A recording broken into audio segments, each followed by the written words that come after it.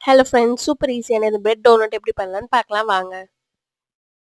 நான் ஒரு 4 bread slice எடுத்துக்கிட்டேன். அந்த பிரெட் ஸ்லைஸ வந்து லைட்டா வந்து வாட்டர் டிப் பண்ணி நல்லா வந்து ஷேப் பண்ணிக்கிட்டேன். நான் வந்து ரவுண்ட் ஷேப் பண்ணி நடுவுல கொஞ்சம் டோனட் ஷேப்க்கு வரதுனால கொஞ்சம் ஹோல் போட்டுக்கிட்டேன். லைக் வடை. நல்லா வந்து ஷேப் பண்ணிட்ட பிறகு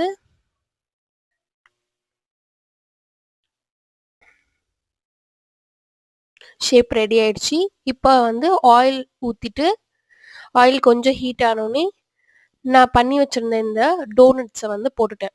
போட்டுட்டு ஒரு மீடியம் ஹீட்ல கோல்டன் கலர் வர வரைக்கும் நான் வந்து ஃப்ரை பண்ணேன்.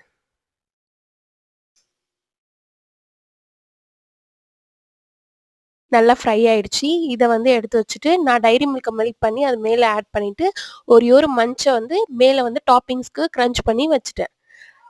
சூப்பரான பிரெட் டோனட் ரெடி. சப்ஸ்கிரைப் பண்ணுங்க.